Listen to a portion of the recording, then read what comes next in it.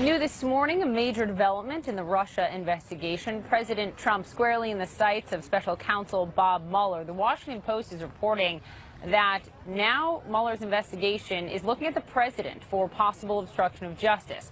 It comes as CNN learns that Mueller will interview several top intelligence officials as soon as this week as part of the probe. Those include Director of National Intelligence Dan Coats and NSA Director Admiral Mike Rogers. Last week, Coats and Rogers both denied to the Senate Intelligence Committee that they were pressured by the president to intervene in an FBI probe of possible collusion between the Trump campaign and Russia during the election. And the president this morning wrote they made up a phony collusion with the Russian story. He's not talking about Coats and Rogers there. He's talking about others. Found zero proof, so now they go to obstruction of justice on the phony story. Nice. And also this, you are witnessing the single greatest witch hunt in American political history, led by some very bad and conflicted people.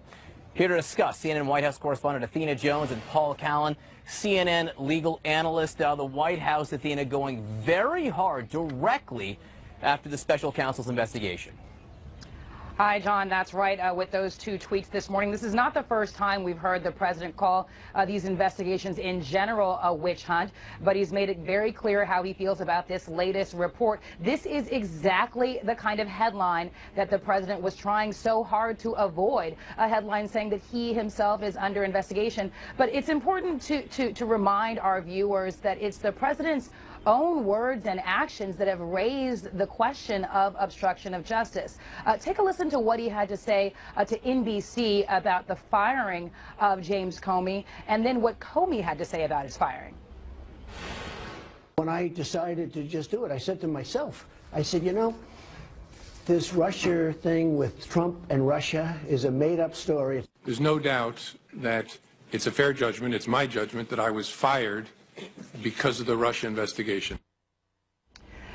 And so there you see that it was the president himself saying that Russia was on his mind when he fired the former FBI director. And this isn't even touching on that separate conversation that Comey says he had with the president, where he says the president urged him to let the Flynn investigation go, the investigation into his former national security advisor. So it is the president's own words and deeds that have helped raise this issue.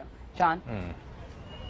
All right, Athena Jones, thank you very much. And Paul Callan, to you, the legal side of all of this. What stands out to you most? I mean, Admiral Rogers and DNI Coats were stonewalling, really, to Congress in all of those questions. Is it possible, because the Washington Post is reporting that it was just shortly after May 9th when Comey was fired that this investigation really branched out into potential obstruction of justice, looking at that. Is it possible that they were not answering questions because they were being questioned by Mueller in this expanded investigation? I doubt that that's the reason. I think they were just honoring sort of this traditional idea that, you know, confidentiality applies to presidential discussions, direct presidential discussions. I mean, you know, I find the ultimate irony here with the president saying this is the biggest witch hunt in American history.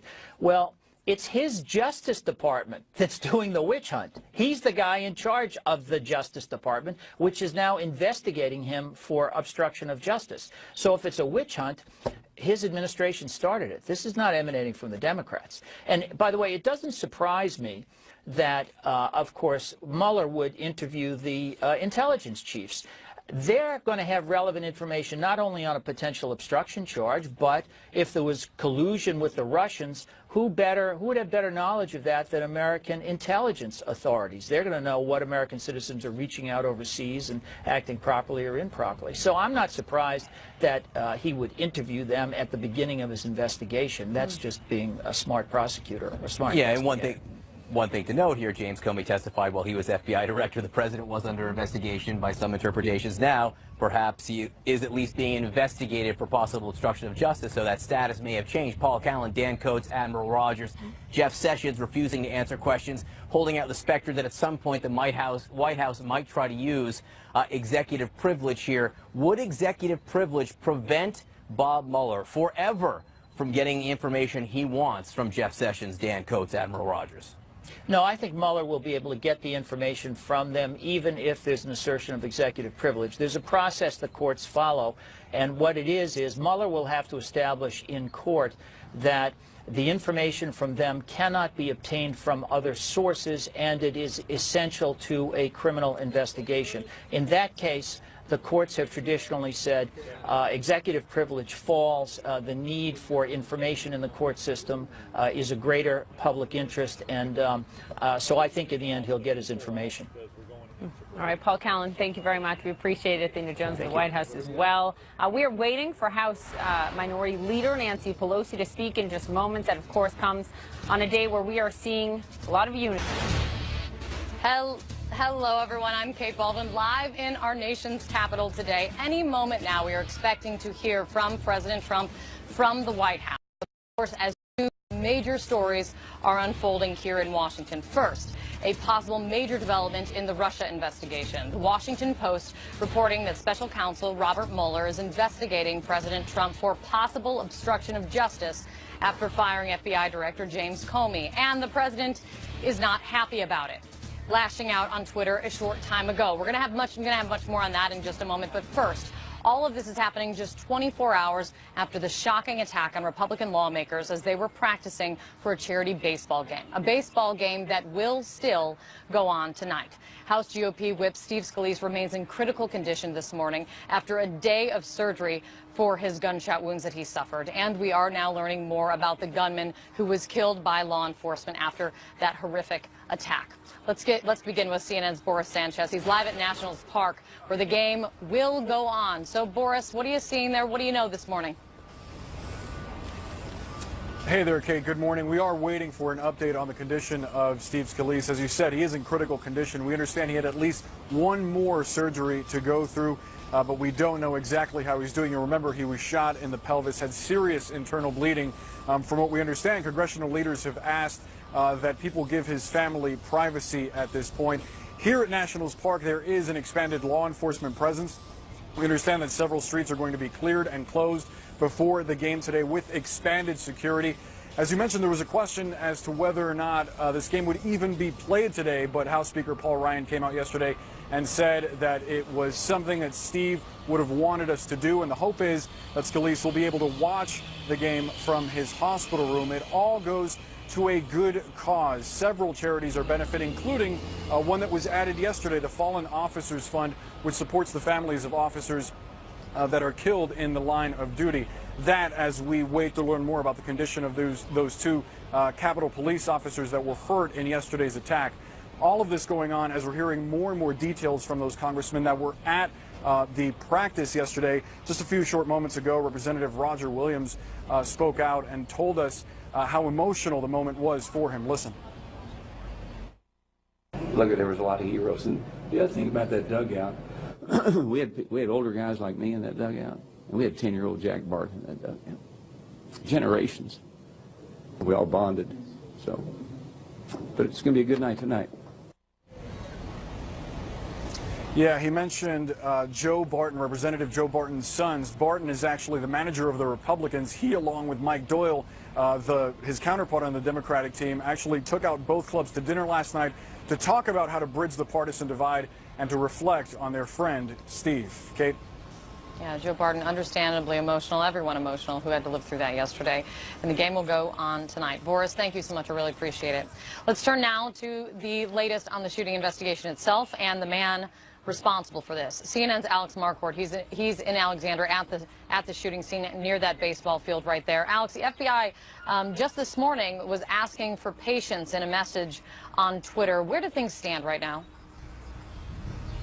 Well, asking for the public support in learning more about James Hodgkinson, the attacker. We'll get to that in just a second, but I want to point out that it has been relatively quiet here this afternoon. We haven't seen much of a security presence, but just in the last few moments as we've been coming on the air, a team from the FBI has shown up. I can ask my cameraman to pan over there. There are 8 FBI agents from the evidence response team.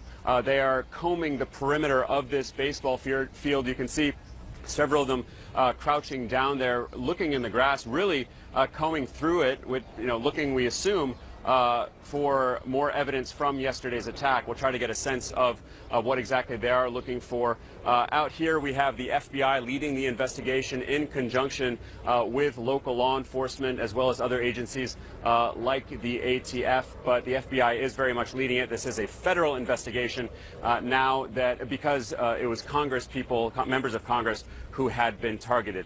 We are learning more about James Hodgkinson, the 66-year-old attacker from Belleville, Illinois, including his past brushes with the law. In 2006, he was arrested after getting into a violent fight with his daughter and her boyfriend. He faced multiple charges, including 2 counts of domestic battery, aggravated discharge of a firearm, as well as criminally damaging a vehicle. And then in March of this year, the police were called because he was firing a hunting rifle into a tree. The police essentially let him off with a slap on the wrist. But that month, March, is when he arrived here in Alexandria, Virginia. We're also uncovering a number of disturbing anti-Republican, anti-Trump social media rants, including one from March that said, "Trump is a traitor. Trump has destroyed our democracy. It's time to destroy Trump and company." Kate? Those taking on a completely different meaning, obviously, now, in light of all of this. Alex, thank you so much. Fascinating to see FBI back on the scene right behind Alex there. Joining me now to discuss and reflect on all of this is Florida Republican Congressman Ron DeSantis. He's a member of the Republican Congressional Baseball Team. He was there yesterday. You spoke along with Jeff Duncan. You both left early from the practice. You spoke with the man. Are you sure now that it was him? Yeah, we are sure. And I was at third base. Jeff was at second. I'm throwing balls to Scalise. He's turning double plays as guys are hitting balls to us. We felt like we had a good workout in. We said, hey, if we get on the road a few minutes early, we can beat traffic getting back to D.C. So Jeff and I decided to do that. We got into his vehicle, and an individual approached us and asked, hey, are those Republicans or Democrats out there? Jeff said they're Republicans. Did he have a reaction?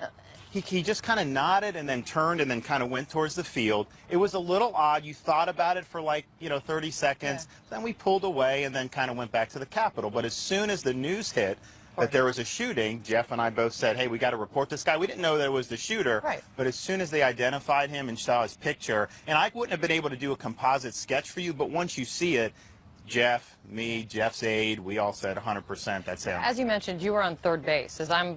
As we all know what a baseball field looks like, Steve Scalise is at second base. You're at third base. The shooter was outside the third base dugout. Well, you were closer. I had a number of guys tell me, it's a good thing you left a few minutes early because you'd have been fried toast. I mean, I would have been number one in the line of fire, but also just the fact... Have you allowed that to...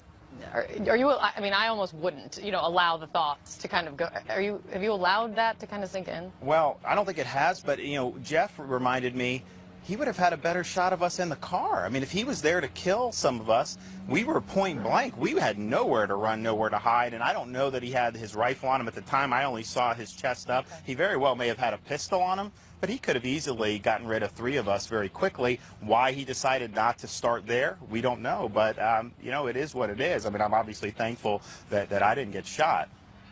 Has a night's sleep changed anything? What does it feel like today after a night's sleep?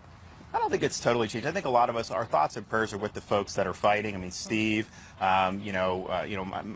these guys, we want them to pull through. The Capitol Police were thankful for what they did. I mean, had they not been there, had Steve Scalise just decided, you know what, I'm going to sleep in this morning, I'm not going to go to practice, you'd had 15 Republican members of Congress with 0 protection. I mean, that glove, I can stop a line drive or a ground ball. I mean, those bullets are not going to be stopped by a baseball glove. So we would have been defenseless, and I think it would have gotten really ugly. So I think a lot of us are obviously, we're praying for Steve, we're praying for the others, but we're also kind of thankful that it really could have been a lot worse than what it ended up. Absolutely. You could almost assure it would have been a lot worse if the Capitol Police hadn't been there. The game goes on tonight. What is that going to be like for you?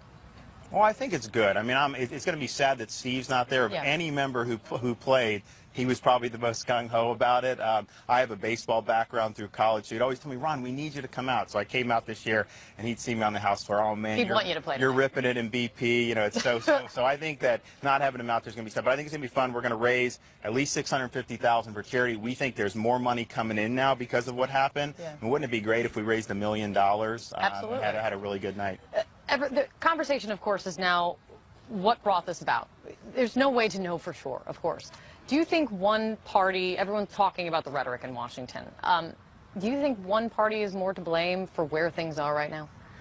I don't make that, because I hate when people impute things to me because they find someone that may have a view. So I tend not to impute that to other people. I'm not going to blame some random Democrat because this guy did what he did, even though he had left-wing views. But I would say that there is some nastiness out there that I have not seen before. I mean, yesterday I got a call to my office after this happened. One of my constituents was pleased with what happened and wanted President Trump to be next. That was just yesterday. That was yesterday. We had another one of my colleagues that had a constituent email in, said, well, that's one congressman down, 217 more to go. So, you know, that is just a level of nastiness, and I don't think it's being driven by politicians in Washington. I think it's kind of bottom up, and there's just a lot of nastiness out there. But here's the thing. Politics is not a religion. Politics is a part of our life. It should not consume our lives. I don't care if you're right, left. When politics consumes your life and becomes kind of your only fighting faith, I think it becomes more nasty than to understand that, you know what, we may disagree about the role of government, about you know, how much to spend on defense. Those are important issues. Let's fight it out. But ultimately, that cannot define all of us as human beings. Leave it on the field if you like, if you want to put it that way. Congressman, great to see you. Thank you so much for being here. I really appreciate it. We'll be watching you tonight. Take the field with your colleagues. We're also following more major breaking news this morning. President Trump is lashing out at Special Counsel Robert Mueller and his expanding investigation now. The Washington Post has a huge report out today and reporting that Mueller is now investigating the president for possible obstruction of justice. This comes as CNN learns that Mueller will interview top intelligence officials as early as this week as part of the probe. That was likely to include Director of National Intelligence Dan Coats and NSA Director Admiral Mike Rogers. This morning, the president not staying quiet about this, issuing this statement on Twitter. A couple statements. The first one, they made up a phony collusion with the Russian story, found zero proof, so now they go for obstruction of justice on the phony story. Nice. And then also this, you are witnessing the single greatest witch hunt in American political history, led by some very bad and conflicted people. Let me bring in right now CNN's crime and justice reporter, Shimon Prokupecz. So, Shimon, this report from the Washington Post, this would be opening a whole new chapter of this special counsel investigation. Where are things? Yeah, that's right, Kate. So it would, it's not something that's unexpected. You know, there's been a lot of talk, certainly that Mueller would come in and look at this. It's something that the former FBI director, James Comey, wanted it. He's basically, this is the reason why he claims he released, it leaked that memo. So right now, what we have learned, and basically what CNN reported, is that Mueller has asked to, at the very least, in these early stages, for some information from the NSA and from the DNI, the intelligence agency, for information about what conversations they may have had with the president about possible some sort of interference, whether or not the president asked them to knock down some of these reports concerning Russia.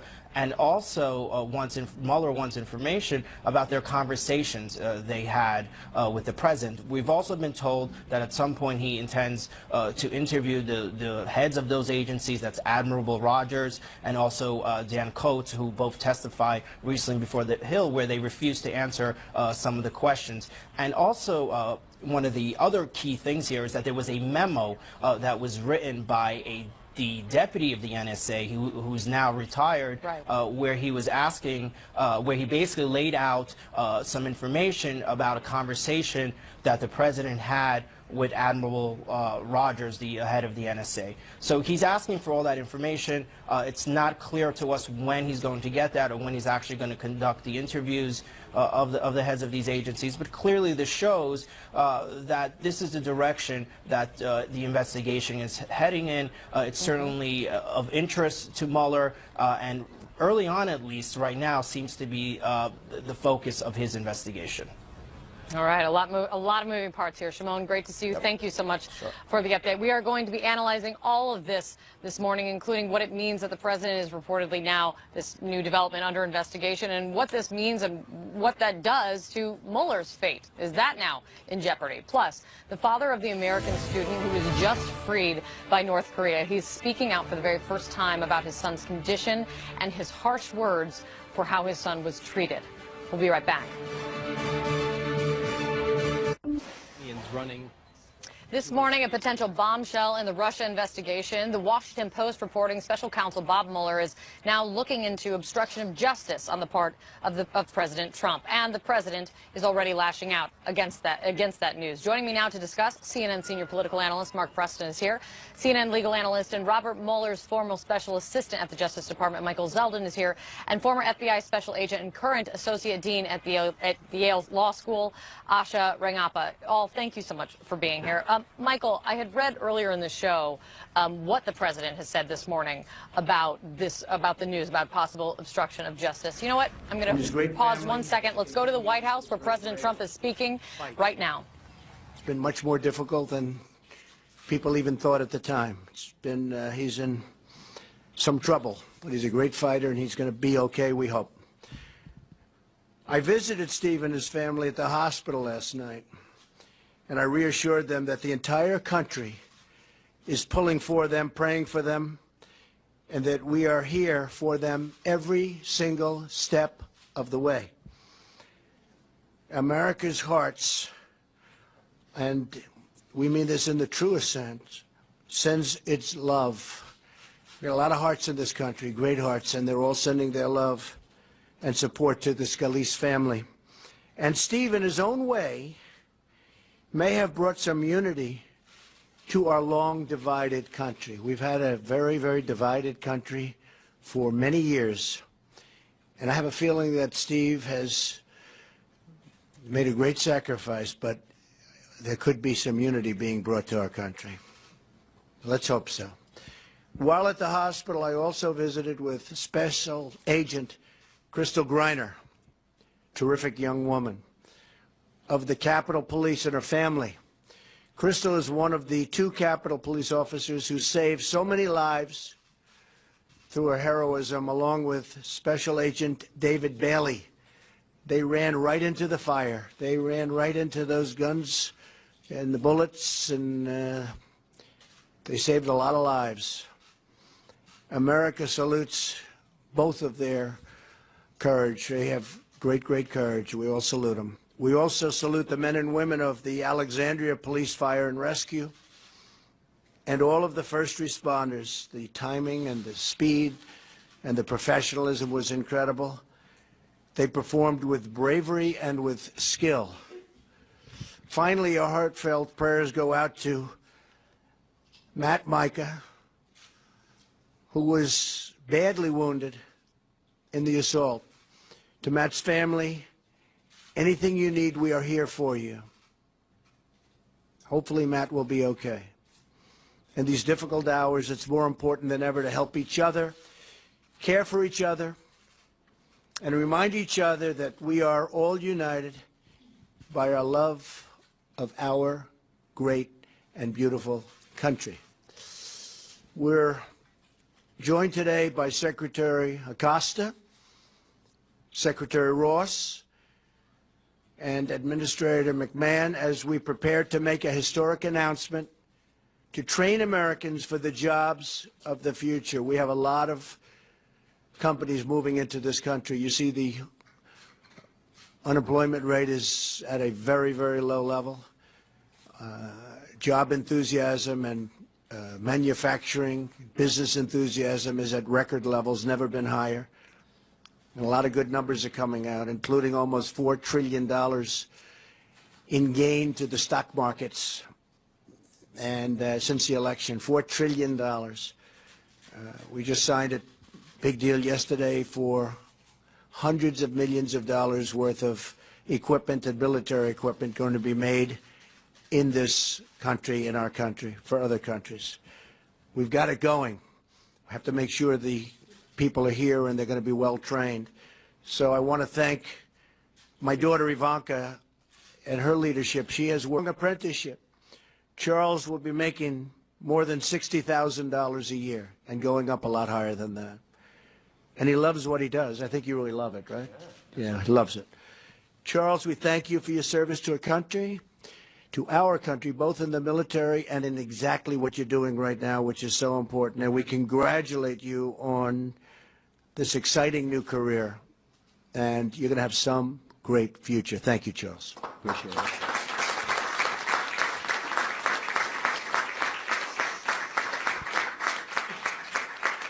Each of the apprentices here today has their own story and their own dreams. That's what they are, dreams. Apprenticeships teach striving Americans the skills they need to operate incredible machines, and some of these machines are so intricate, so powerful, and really the word is they are incredible. This is not the old days. This is new and computerized and complicated, and you really have to know what you're doing. But they create amazing products. And to construct skyscrapers that touch the clouds, I mean, you look at the equipment today and just go back 10 years ago and 20 years ago, it's from a different world, from a different planet. It's incredible. I just met with the governors from many of the states to discuss how we can work with them to expand apprenticeships and the apprentice programs. I'm also delighted to be here with CEOs of major companies who support our apprenticeship initiatives. And we had a tremendous number of the biggest CEOs in the world here yesterday. And we talked about this also. And they're fully behind it, including our effort to help millions of talented young American women thrive and flourish in our economy. We are thrilled as well to have with us today Congressman Bobby Scott and Congresswoman Virginia Foxx, who cares so deeply about this effort. Thank you. Thank you, David. The strength of our nation will be determined by our ability to keep jobs in America. And we're going to keep them in America. You're not going to have companies fleeing like in the past. There's going to be a big price to pay for companies that want to leave, fire their workers, build a plant outside of this country, and think they're going to sell their product right back into the United States. Going to be a big price to pay. But we want to keep jobs in America, and we want to train people and hire American workers to fill those jobs. And that's exactly what we're doing, and we're really doing a job of it. And I just want to thank all of our secretaries and everybody involved in the process. Not only will our apprentices transform their lives, but they will also transform our lives in the truest sense. Today's apprentices will construct the roads and bridges that move our citizens. They will bend the metal and steel that shape our cities, and they will pioneer the new technology that drives our commerce. But as we train the next generation of Americans to do their jobs, all of us here today have to do our jobs. We have to join forces, join hands, and join together to restore the American dream for all of our people.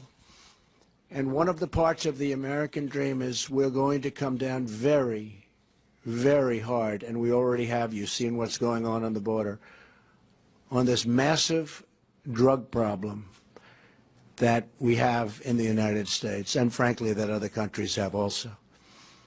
And we're coming down very, very hard on it. And if we don't, it's called shame on us. So everybody that's worked so hard on this program and everybody in this room, including the reporters, God bless you.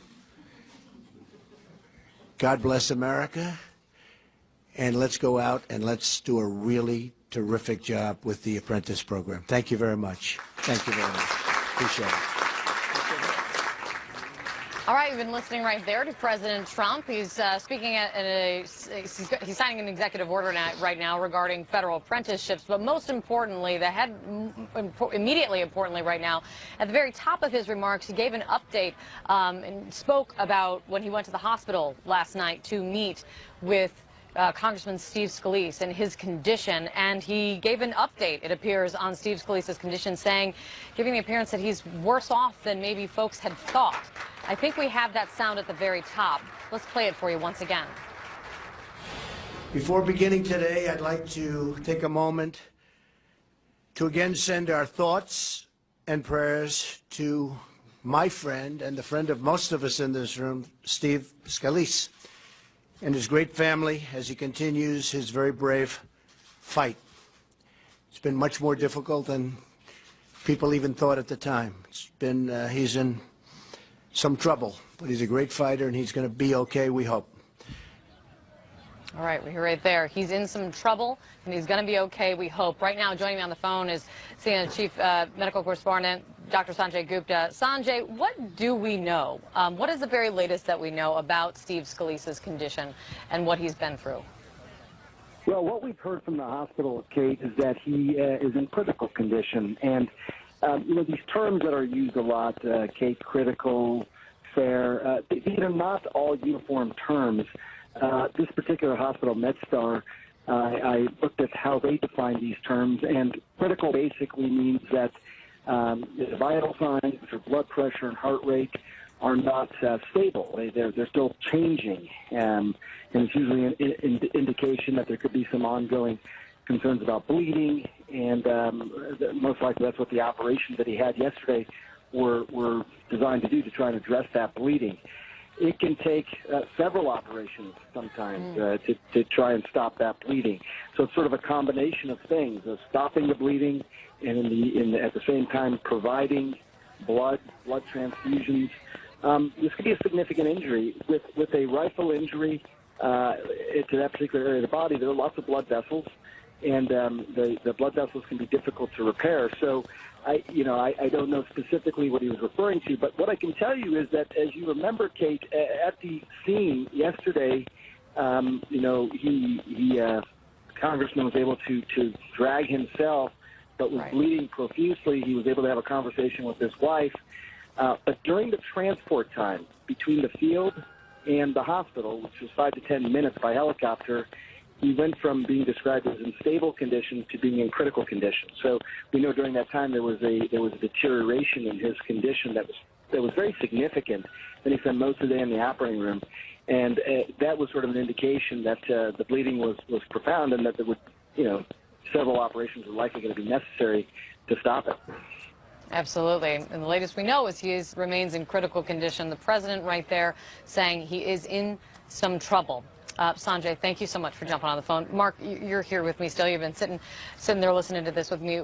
Not only did the president say that he's in some trouble, but he also spoke to kind of the climate and said that in some way Steve may have, and obviously a way that no one would ever want or desire or ask anyone to, bring about some unity in this country that has been so divided for so very long. Yeah, it's amazing that in a time of sorrow right now, we're seeing such a tragic event perhaps bring together Democrats and Republicans. I mean, really the basis of our political system, right, is the ability for us not to agree on issues. Question is, how, in what level do you take that to, and what we've seen? How does it stick? Well, how does the unity stick? Yes. Is in itself is a very difficult question, because the divide right now between Democrats and Republicans on some major issues is so wide. But it's not just so much the divide between the folks who work in the building behind us. As you say, it's really the divide out across the nation, where there's so much anger, pent-up anger about a lot of different things that have really put people in this position. And that's why we think, or at least that's why we're seeing, I think, this turmoil right now in this anger and really us looking towards this tragedy to help heal, which is kind of an interesting. Yeah, and interesting that the president notes, and the president noting that today in his remarks. Our thoughts, again, we don't know exactly if the president was giving us a change in status of Steve Scalise. It is unclear, of course, but we continue to stay on the breaking news. That we've been following on the congressman's condition. Sorry, I'm just getting a cue in from the control room. I want to go over right now. I believe we're following some more breaking news at this very moment. I want to go over to CNN's national correspondent, Bryn Gingras. Bryn, bring me up to speed.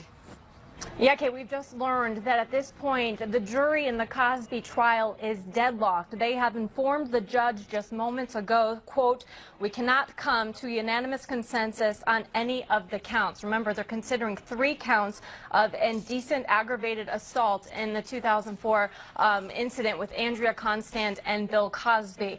The judge has told that jury that they need to come to a consensus, has now ordered them back into the deliberations room, which is where they're going to continue discussing this case. Remember, this is a jury that has worked over 3 hours together in the past 4 days, asking many questions, 6 to be exact, on the nature of these charges, questions concerning exactly what happened in that case in 2005.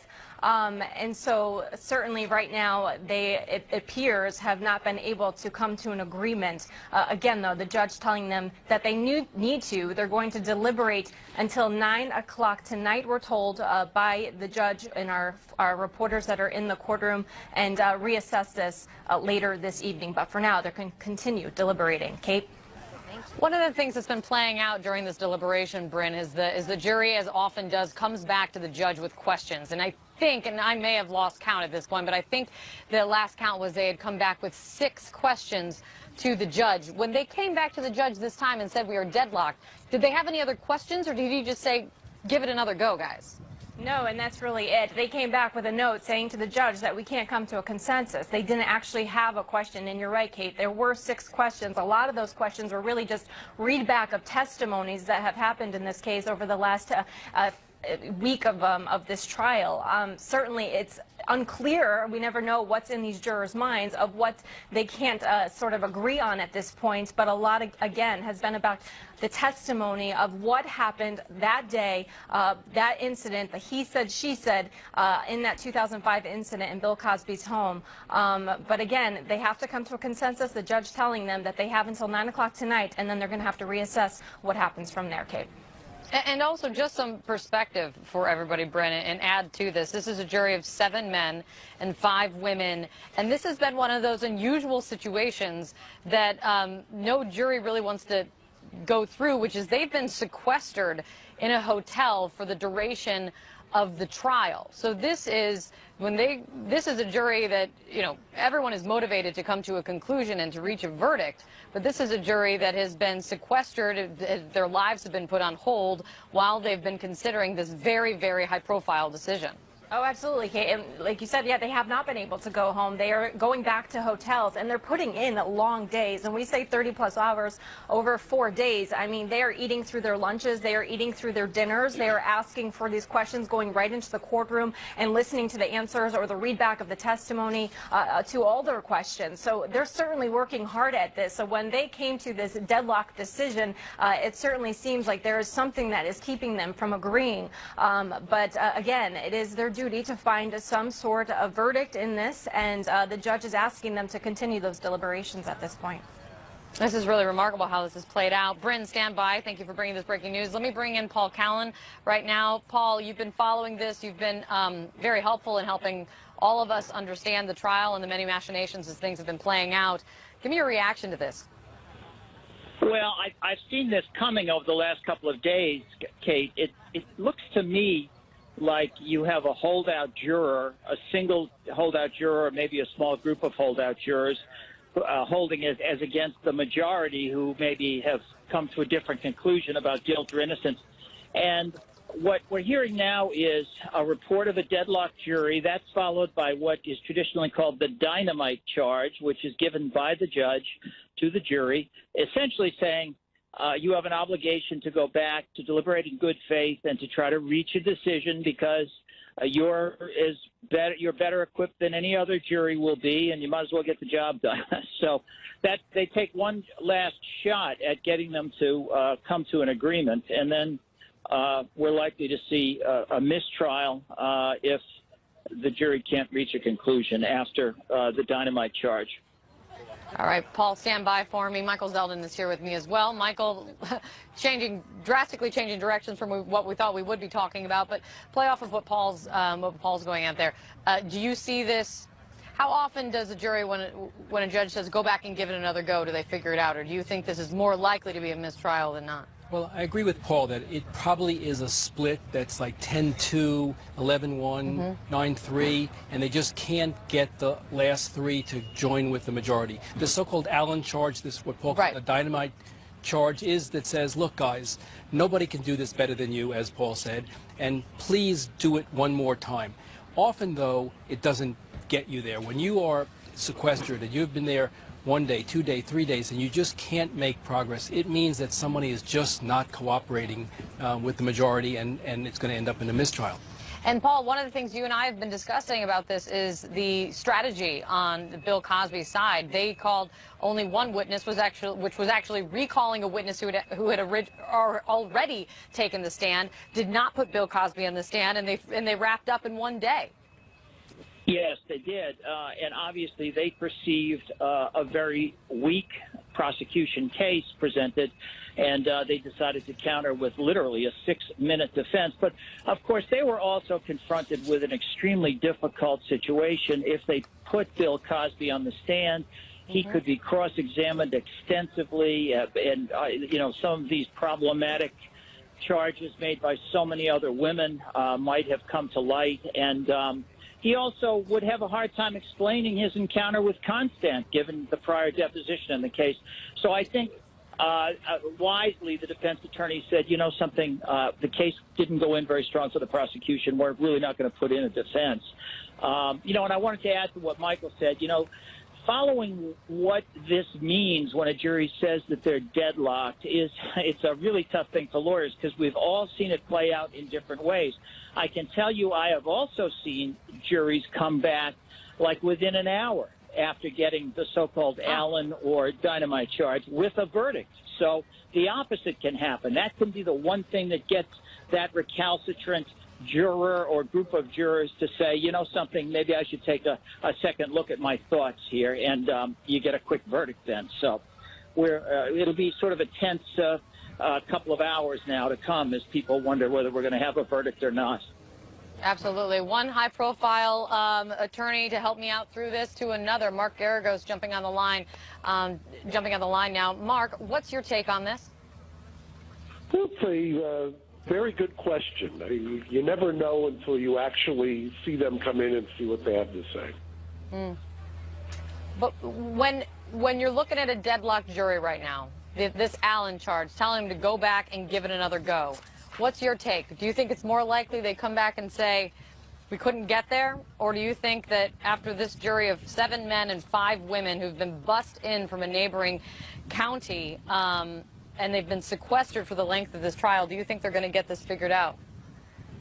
Well, my experience is that generally the Allen charge, when it's been this long, will not dynamite the jury. That's what we nickname it, as the dynamite charge, because people are already entrenched, and you know, it's outlawed in many states, although it's still viable in the federal system.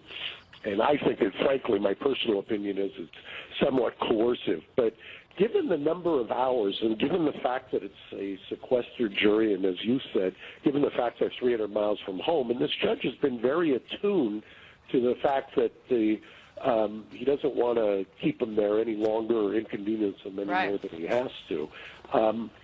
I think a lot of it has to depends on exactly the split and who's leading the charge, so to speak. And that, of course, is the huge question. All of the focus right now is on the makeup of that jury, 7 men and 5 women, and where that split is, who and where the divide is. We're showing you a graphic right now of the makeup.